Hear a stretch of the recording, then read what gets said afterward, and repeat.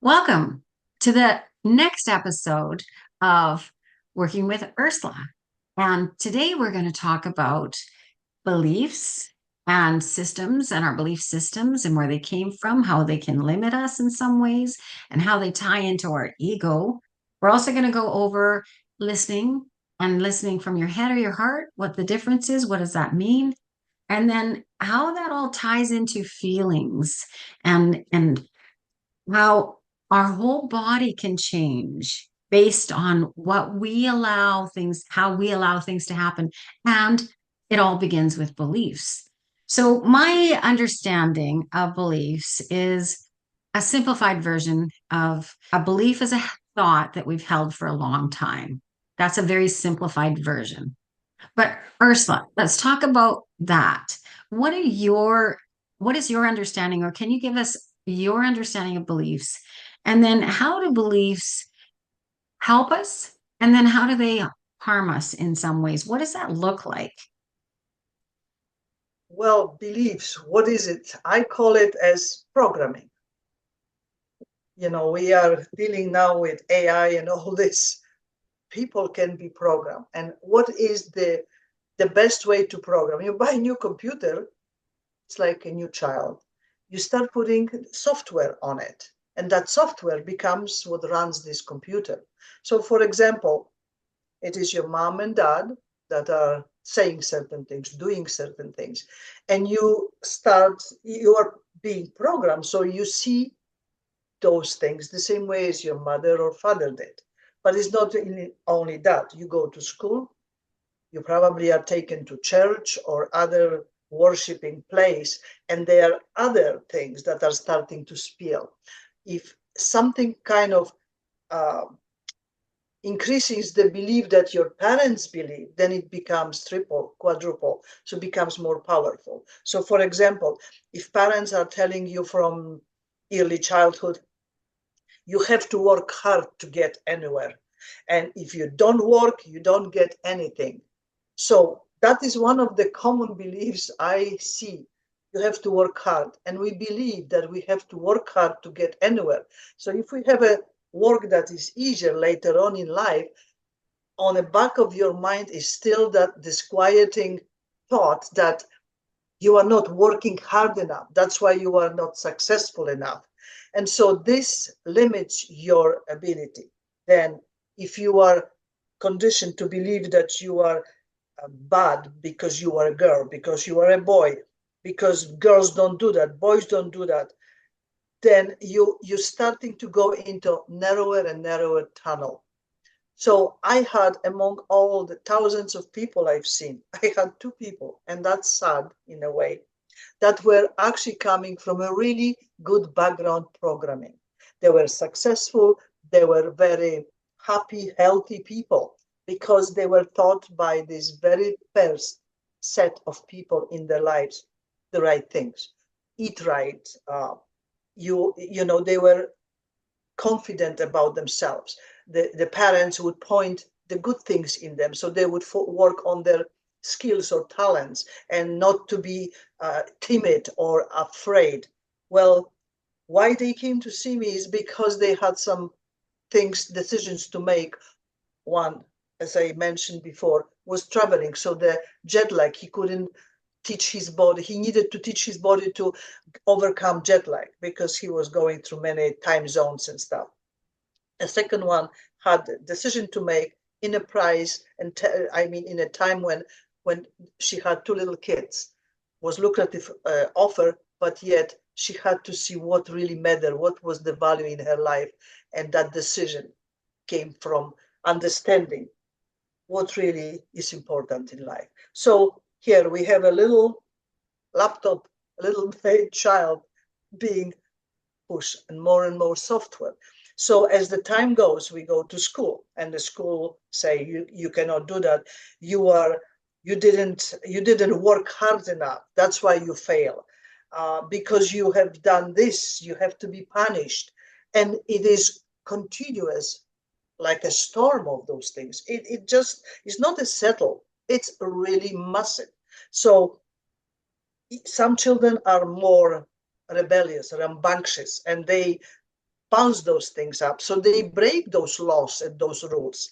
And once they do, they learn faster.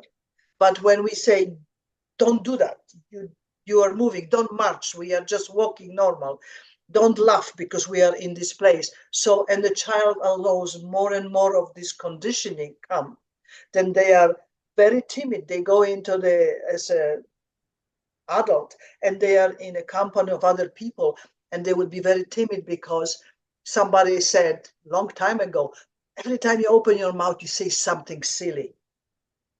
It is incredibly powerful and limiting. So now we are not really thriving as adults. We are facing and hitting the walls wherever we go. We go to an interview for a job, and they ask us, can you do it? And you are sitting there and say, well, I think I could. Or you can say, of course I can. Why do you think I'm applying for a job? You see, you basically getting two different ways of approaching it. And I can guarantee the one says, of course, what else I can do this and this and this. And that's confidence. You're gonna get the job. But someone who is probably often even better trained and would be better at the job, but it doesn't have conviction because as a child, he was taught or she was taught to believe she had limitations, and that's how it is. So you have success or you have a failure, not because that someone deserved to fail, but someone doesn't know how to stand and show it. And that's that belief. Well, and you can carry that with you your whole life, right through until you Yes, die, even yes, these limiting beliefs that are really strong limiting beliefs. Like one of the ones that I had to change was that I had a voice and my voice could be heard and that people would listen to things that I had to say. So, I mean, I was very shy because I was told when I was young, kids are to be seen and not heard. You're not supposed to mouth back, stop talking, all of these things that were very limiting. And so yes. I got to the point where I just was a shell inside and with this person inside of me that really wanted to learn how to speak out. And I was afraid to. And so it was such a limiting belief that I could never be extroverted in some ways. I could never stand out and have people listen to me. And that could have went on the rest of my life had I not taken a public speaking course because I decided I needed to make a change. You know, I decided to shift that belief system somehow. And I thought, well, maybe this is going to help, whatever way that looks. It changed my whole world. Like I've said before, it just changed my whole world. And so these limiting beliefs are extremely powerful. Now, let's talk about they're so powerful that what can happen is the ego gets in there. So, can you talk about that for a few minutes and how the ego will affect and support these limiting beliefs and why that happens? Like, what does that go? What's going on in our head there? Okay, well, ego. What is ego? Ego is basic programming that we have built in that is only serving one purpose: survival. So, ego is there to make you realize there is a danger, stand up, fight, or flight. That's when ego is useful. Otherwise, ego is what is log after log after log on our way to, to good places in life. So I see there is, I call it good ego and bad ego, but it's not, they are both bad. But what is good ego? When someone is so full of themselves, they are, I can do the best, I am the best, I'm the smartest. That's the called positive ego because it builds your focus on you, or oh, I cannot do anything, I am so stupid, everybody's smarter. That's a negative ego. But either one has nothing but distraction that comes from it. So what we need to focus more on, your head tells you you cannot do it, and then you close your eyes and you say, why is that question coming? Why is that I cannot do it. And something tells you, look, but you know from school, you have a talent, you have a skill. Why don't you try it? And that's the feel that comes. So I say to people, when the head tells you you are so stupid you cannot do it, and the heart tells you, no, but I have a skills, I have a talent, that you know that something that you do that makes you feel good, follow that. But if the head tells you, oh, you can do anything, you just go for it, and the heart tells you, well, you don't have all the skills, and if you go for it, you might fail. And it's um, there is another way to do something. So I say, listen to that. So maybe you are half good, but then you add that other half, and then when you go for it, then you have your success. So this is when often people get stuck, because head says one thing, the heart says the other thing. And we need to have this and this in full coherence. It means when the head tells you something and the heart follows that feel, and the head tells you, this looks dangerous, and the feel inside tells you, it feels dangerous, then you know you have to move yourself out of there, because it's going to be bad. If head tells you it's good and the heart is excited about it, it means, yeah, go for it. Even if some external conditions might not be aligned, but you're doing it because it feels right, and the head actually works in conjunction with your heart. And that's when you create the best things. So, where is the ego and where it comes from? The biggest programming and massive programming that affects our entire life is what happens to us as children. So you buy a laptop, no hardware but no software, and you start sticking the software. The software could be, you are a bad boy, don't touch it, you break everything. Or, try again, it's gonna work. You see, these are prompts by parents, whether they tell you, yes, you can do it, just try harder. Or maybe, look at, try maybe this. So wise parents, not smart parents, wise parents, observe the child and watch what they like doing, and where they show some you know more remarkable things, then gently shift them there. Don't tell them you need to do that. Just see, oh, I like your other drawing. It was so awesome. Can you do one more? Or you can say, oh, you hit that ball great. Do you want to play? Let's play. This is how, without programming, you are actually allowing child to unfold their own abilities, tap into their skills or um, passions, without being like, you gonna go and play soccer and I'm taking you to a soccer game. Often when this is happening, because there is a parent that is a doctor, and they, often adults, live through the children. So if they fail something in their lives, they want the child to be their extension. And that's, in my view, is very detrimental and unfair. you know, they might be very different. They used us as an entry point into this world for their learnings, their instructions, and guidance. But they are such a unique, different souls, that letting them gently and showing them the world and observing where they feel the best, that's a very positive programming. And I can guarantee you, children who are guided this way will be the most successful, kind, good people, that think good things will be happening. But when we are coming from, oh, you bad boy or bad girl, why are you doing it? Go to you just did again what I forbid you to do, or you are, shame on you. Those are the words that people's parents often use. Shame on you. Oh, you disgust me. You disappoint me.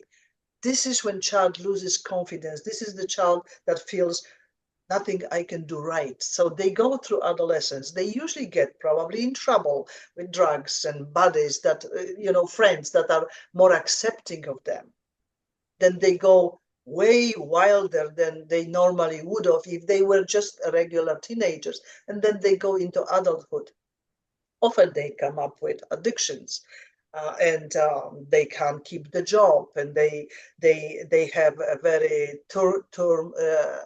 turbulent relations, and one after another, because, and it always is that I am not worthy of it, and yet on a subconscious level you are sabotaging it because you believe you are unworthy. So if you have a, let's say, good husband or good wife, somewhere deep down you are rejecting it because you are a bad kid, you don't deserve good things, so you basically terminating some of the best things that are in your life, or That's the job. interesting, Ursula. Like, can I just interject here for a second? One of the thoughts that come to my mind is people who have had a lot of trauma in their life and grief and loss. And you say nice things to them, like you tell them how great they are. You tell them in their mind so often, from what I understand, and I've been there, they think, I'm not. Why are they saying that? Are they just trying to butter me up? Like, are they like that whole trust is not there, right? And that's your ego that's saying, I'm going to protect you here from this person who's kind of lying to you. They are kind of lying to you about that you are a good Yes. person, that I'm going to protect you because your programming believes this. And this is where you need to stay, is in this programming. But your heart is saying, like the person's heart is saying to them, I don't want to stay here anymore. It doesn't feel good, Yeah. right? That's an example of kind of how the ego, the heart, and the head kind of all Yep. kind of come together, Yep. is that trauma piece, Yep. recognizing you could be stuck in a trigger trauma position Yeah. Yeah. and your head It's a vicious circle. it Yeah. won't let you get out of there. It's a hard place. How do you get out of that place when you're in that place where someone's saying nice things to you, they're being kind to you, they're being nice, and your head won't let it happen? How do you get out of that? Well, there are things that usually same attracts same. So if we are in a level that we feel bad about ourselves because we are programmed that way, then we tend to have a companies we choose and we attract that feel the same way. So they also feed that sorrow. So you say, you know what, look at this. Oh my gosh, this was bad. By repeating it, that your parents were bad and they did these terrible things, you have a right to feel wronged.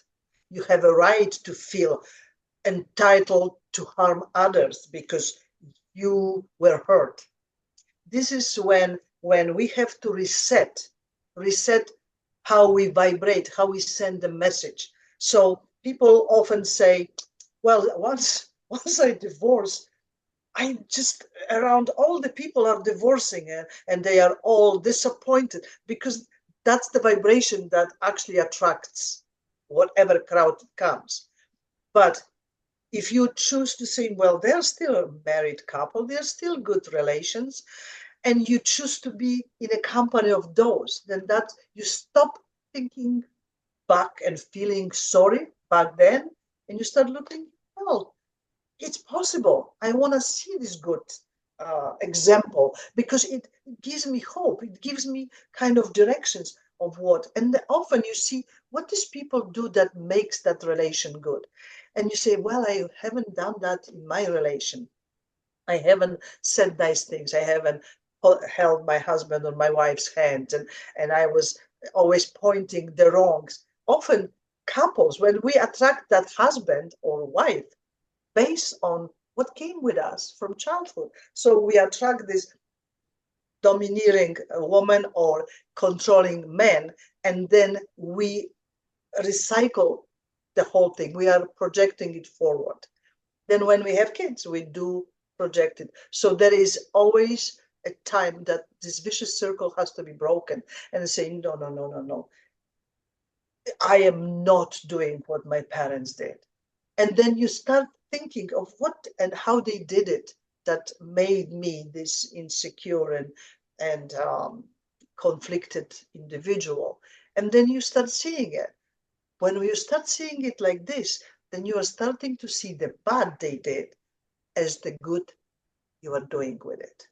This is it's not what you are looking at, but what you are making out of it.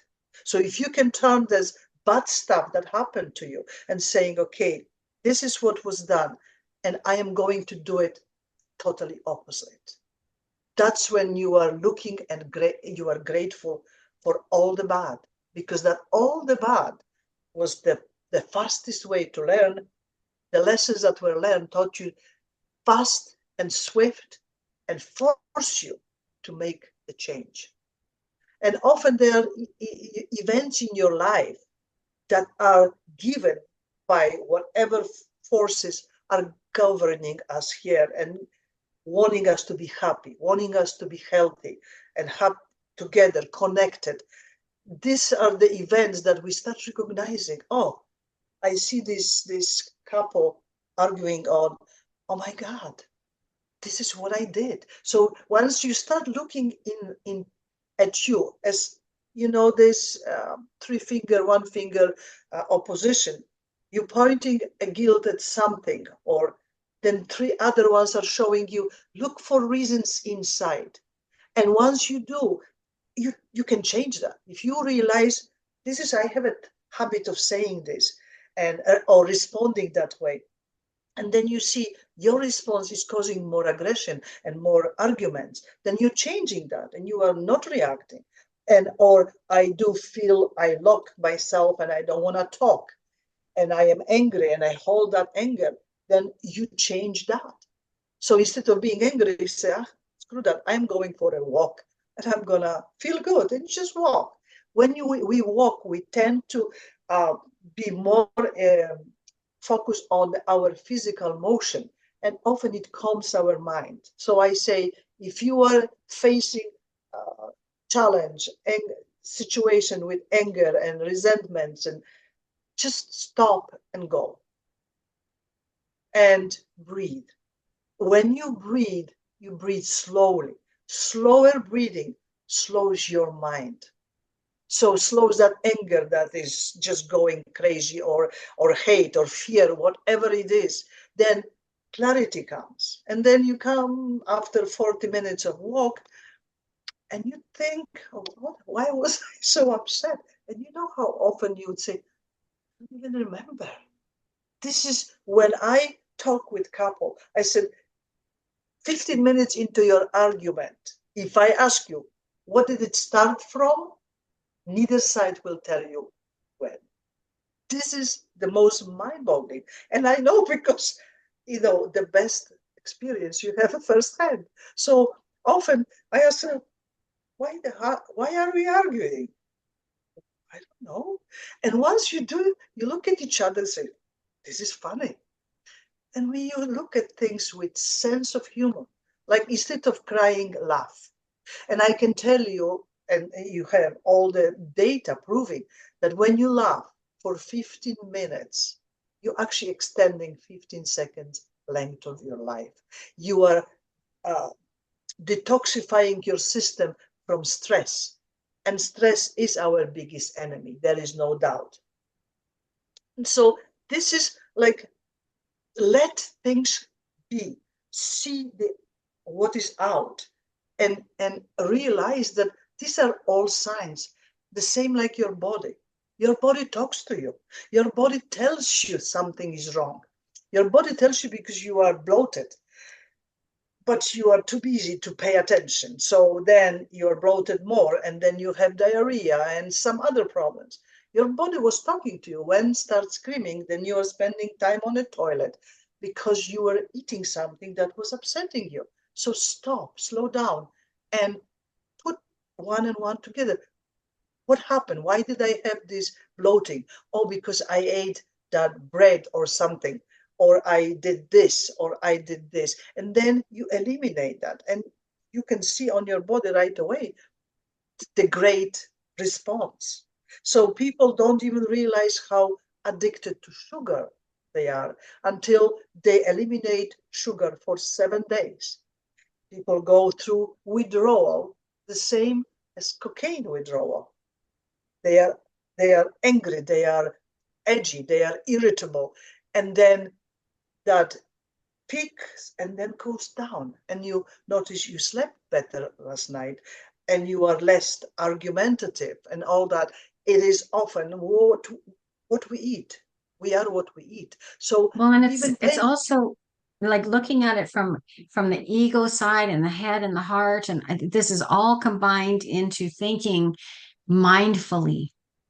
yeah, Really, if you think what you're thinking about on a regular basis, yeah, which that's so right. many Well people put. don't, Yeah, right? They yeah, don't take time to slow down enough to think about what they're thinking about. They just immediately go from that ego, yeah, mind, I think this, I'm going to tell it how it is. I'm going to tell you what I think. yeah. It's going to spew out of my mouth. You can't take it back. Once you've done it, you can't take it back. And Words are so like knife blades. they are. And part of that is, how do you tame the ego? How do you, and that those breathing exercises, like you said, that'll tame the ego, like that. And we taught them Yes. in the first lesson, how to take the time to breathe deeply, like breathe in for 5 and then Yeah, hold for 7 and then breathe out for 8. Any of those types of exercises where you're really learning to breathe will slow that mind down. It'll cut off that ego where it needs to be cut off, and it'll get you into that heart space faster. yeah, and Like, often during that process, then you might hear something that someone parts of what someone said, and then you say, hmm, maybe I should look at that.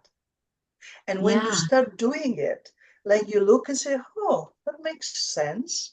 And then you look further into it and further and say, oh my God, how did I miss that?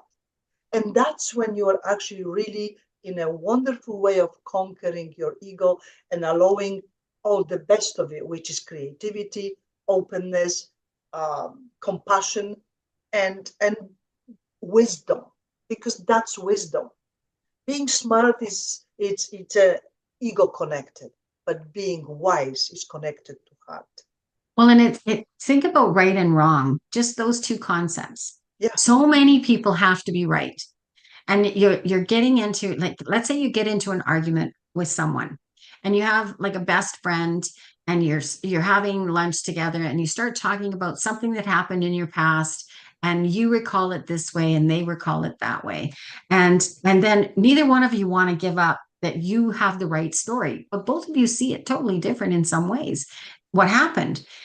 And your egos are fighting with each other, and they start fighting with each other, and then people will break up relationships over yeah, memory, which just yeah, blows my mind, yeah, because what they don't understand is that our memory is like a photograph.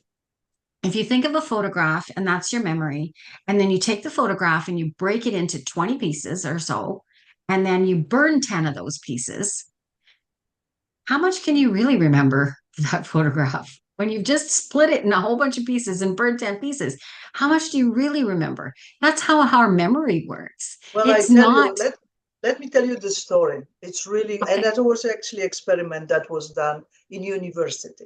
okay, There were 40 people sitting in an auditorium. There was a professor and somebody else next. And there was arrangement that only these people on the other side where the professor was sitting knew it was experiment. None of the 40 students knew. So what the situation was, somebody runs into the auditorium, shoots the professor and runs out. And then police comes, and it was all set up. It was absolutely what you are actually saying. It will prove that 200%. And they were asking, out of 40 people, only one actually reported correctly what happened. Only one. 39 people say, oh no, he was a young man, he had a hat. Then the other one says, no, he had a red, and he had I think he had a gun. Oh no, no, he had a rifle. That many, as many people as there are reports of what happened. This is what you are referring to, these memories. So it was all staged, but that's why eyewitness testimonials are so unreliable because our memory is selective. And it's So based on a lot of that ego and yeah, past yeah, programming and stuff that we've had in the past. And, yeah, I think of car accidents, when they come across a car accident and then somebody says, "Can you tell me what happened?" And then two people that were in the car at the same time say two different things. And you yeah. think, how has that happened? But if you even take those concepts of understanding your mind, that, people see things totally different and in the same room at the same second and in the same position, they see it totally different, then really how reliable is your mind? Not And are really. you right? Are you really right? Yeah, And how many times do people blow a relationship based on a limiting belief that they have that they're yeah, not willing to even look at? That's yeah, a big challenge, right? They don't even want to look at their beliefs because yeah. of fear most of the time. If they look at that belief, changes might happen. And people don't want to change. They want to stay stuck, even when they're in a People are place. afraid of change. Yeah, they're so afraid of change, but even when they're afraid of change and their life is chaotic and crazy and it's awful, they don't want to look at that limiting belief because it's going to create a change. Mind doesn't like change. Our mind wants to keep us safe, Yeah. supposedly, and change is not one of those things that it likes to do. It doesn't want to be changing on a regular basis. Change is unknown. And truly, Yes. there is no unknown. There is only what we don't see. Everything is known. If we open our perception and consciousness, everything is known. But this is where I guess there are some people behind that don't want us to open that knowing because the Now knowing that we're is on that, let's talk about that for a minute because this is exciting and we're coming to a near end here today. But I believe we are in a time of change like no other on this planet as humans. We yeah, all came down here at this time to change and make change happen and and do bring our gifts to the world, and we're going to learn as humans how to be better humans here yeah, in the and AI is starting to shift that. There's a whole thing around AI, and like I've talked to many people around it. You can either really hate it or really love it, or you can come in between and think of what do I like, be critically thinking. Your background, Ursula, is engineer. You have an engineering background yeah. that is critical thinker. And like, let's talk about this whole integration of AI a bit and into and what that looks like as a critical thinker, really. And then also how it can either empower us as human beings or it can deflate us as human beings. And then the whole thing around how are we shifting? Like how are we moving forward? And frequency and energy. I just want to hear from your perspective on all of those kind of things. Okay, I want to give you a good example. Kids can teach us lots of things when we are open. And one time I remember my son is a sports shooter and he loves this and he's very respectful, safety and everything else. And he says, "Mom, guns don't kill people. People kill people." And I'm thinking, wow, that's a different way to look. He says, "Is the finger on a trigger. That gun is AI. So you can either use it wisely if you are smart, you are not pulling the trigger in the wrong way, but you are making your life easier. You are making someone else's life easier. And you are not letting this to take over. Because the notion that AI will take the world over, it's the most ridiculous notion. AI is only, as my son also said, because he's a specialist on the field, he says, "Mom, you cannot output what you did not input." So AI can only do based on what inputs are put in. And there is always something missing. The only computer, I put it that way, is our mind, is our creativity. You cannot beat that, ever. AI has its limits and always will remain with those limits. But You look at any tool. Let's, if you do the job, look, going, let's say, to upholstery. If you do not have tools, you don't have a proper table, you don't have a proper cutting, foam cutters, and all other things. If you want to do it in an old-fashioned way without tools, that job, even if you will manage to do it right, will take you 3 times longer. But when you have a proper tools, you cut your time, so you do the better job, faster job, and then you have your time free to enjoy the fruits of your work. AI is the same. If it can cut to the base because it has all data on certain field and can input it and say, okay, I didn't think of that. You summarize it and say, okay, now I know what I need to go and buy.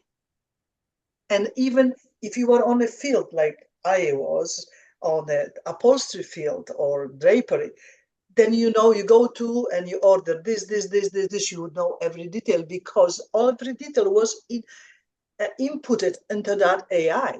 But if you use this, that's like we're talking about memory. Some things you just miss, they just go. And then you forgot something. Oh shit, I need that to do this job. You would have not missed that if you used the tool. You see? So if we look at this AI as a trigger on a gun can be used to protect yourself from the invaders. But if you are on a wrong finger on a wrong trigger, then you can do harm. Well, there is no need for that. The same with this. Anything and everything can be used for good or for bad. And that's the Mm-hmm. same as AI. And I think I look at this as a tool. And if that tool helps you to do your work better and more precise and faster, what's wrong there? Nothing. You have to be open. The world is changing. That change, you see, this fear of change we were just mentioning a few moments ago. We need to understand one thing, that change is only one thing that never changes. There is continuous flow of energy, and that's the change. If it wasn't, we would be in a cave times. We would Well, not and have and that. this time in history, it's changing faster than I've ever Yeah, seen it yeah, listed in that's my right. life. Like Well, the you know change what? that's happened in the last 3 months would have taken years before, and it's taken months and hours now to make Well, change happen. I think from what I discovered just through the process of last 5 years, I really believe lots of these technologies were just hidden because Yes. everything that was, is, and will be is. So all the inventions, all did Tesla create or recreate?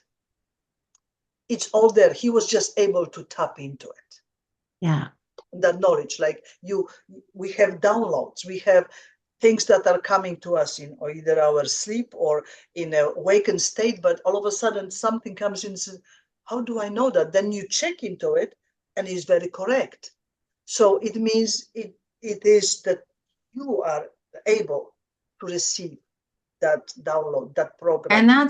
And that comes with practice, and that Yeah, comes with clearing yourself and doing all kinds of different things, which is some of the tools that we're giving people. I think part of it is the whole series that we're doing is just to talk about these concepts of mind and belief and ego and feelings and how yeah, all of these things impact us in our lives, and then how we can use what we have as gifts.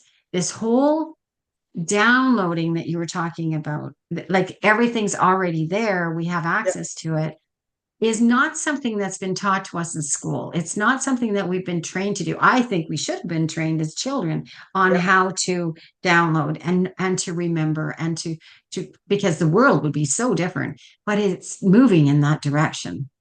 And yes. that's what I'm excited about. This whole spirituality, this whole way of being, this whole way of looking at life is moving in a different direction, which is kind of scary because it's going to upset the apple cart in some ways, in as far as For religion, some bad gardeners, education.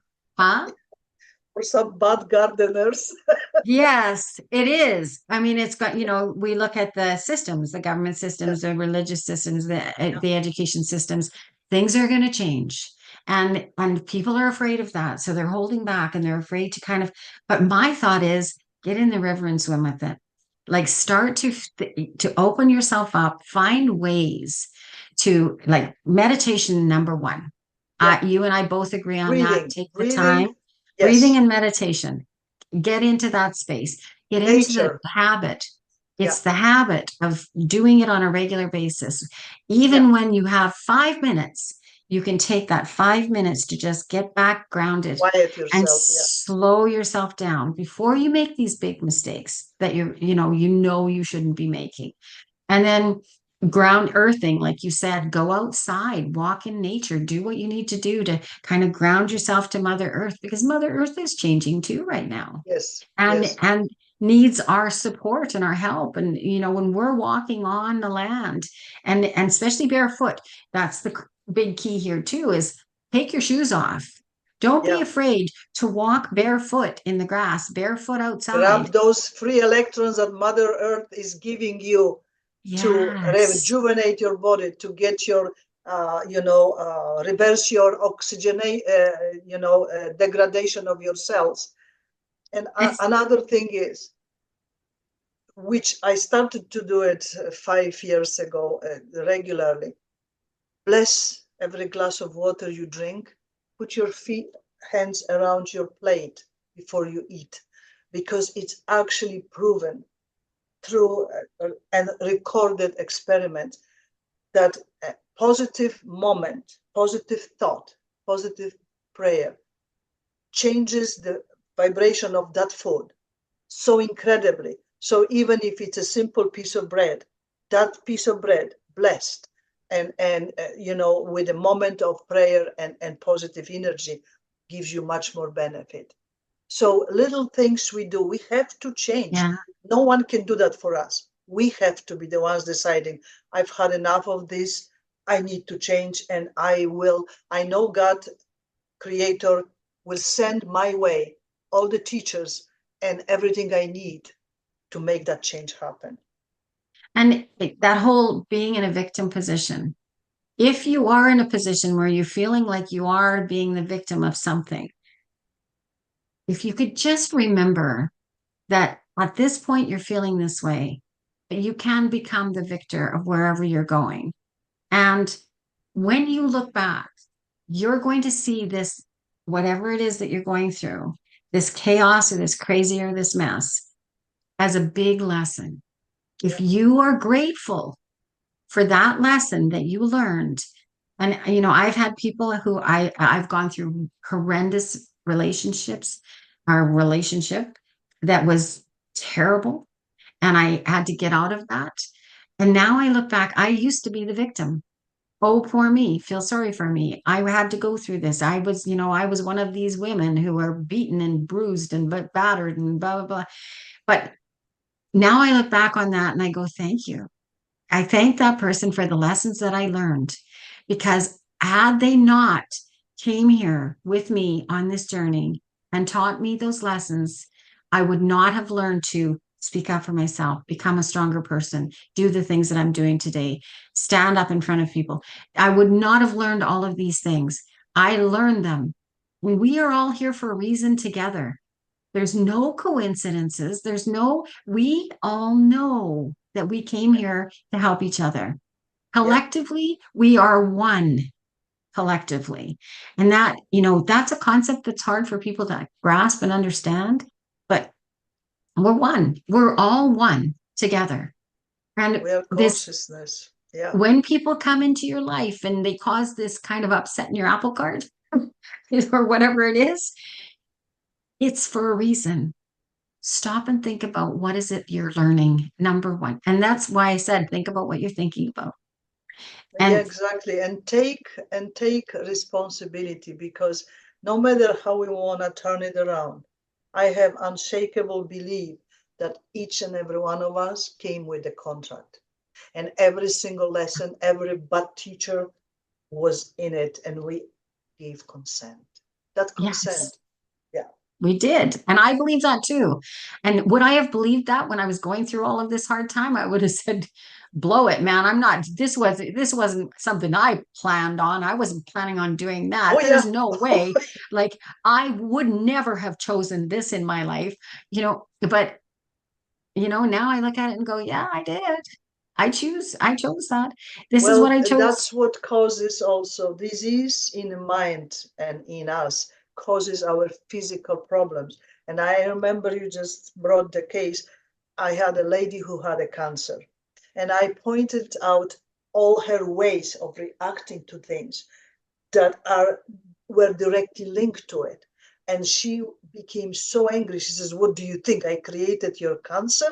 Like I created my cancer, that I wanted it?" I said, "No, I'm not saying you did it consciously, but I'm trying to turn to see subconsciously you are your worst enemy.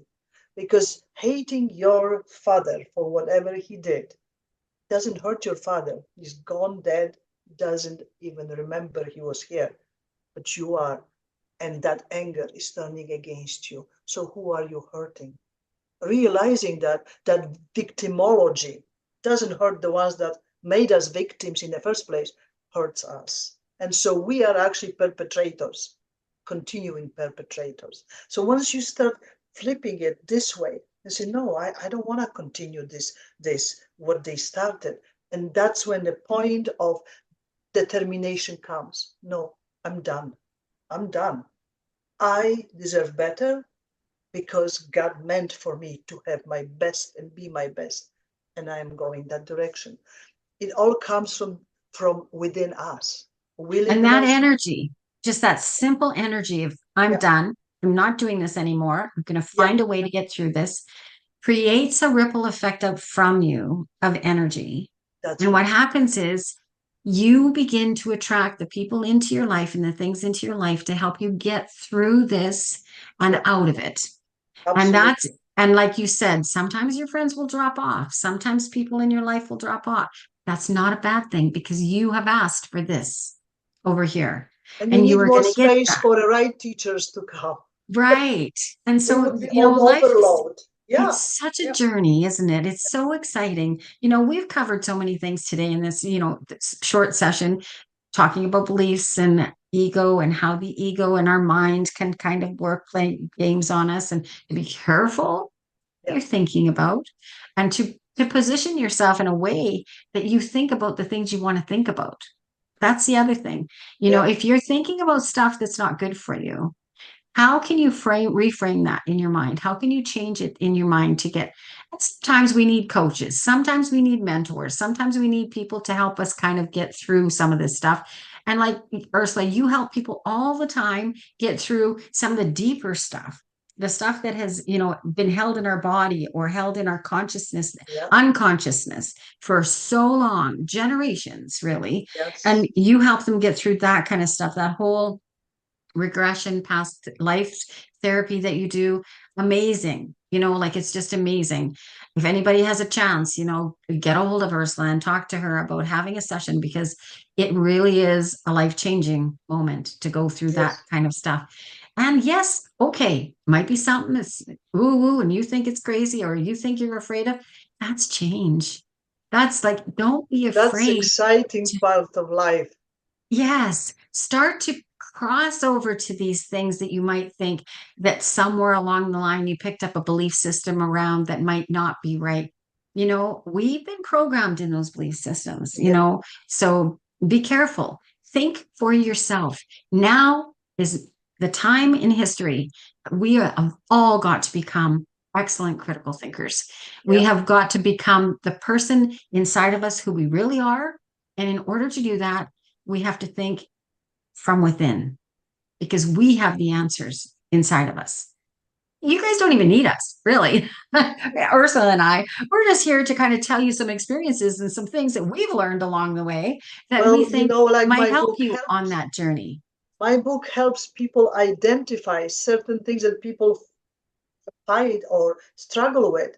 And when once you realize that this described case was exactly what I feel now, and that reshifts your way of looking of what's happening to you, and that something was done for this in the, situation, something can be done for yours. And that's how we learn from our environment. We learn from our friends, but we most of the time learn the fastest way from our enemies. Isn't that So sad if though, hey? you know, somebody, like, actually it came in my book, one of my books, that a medicine woman would say to the girl she was teaching the art of medicine.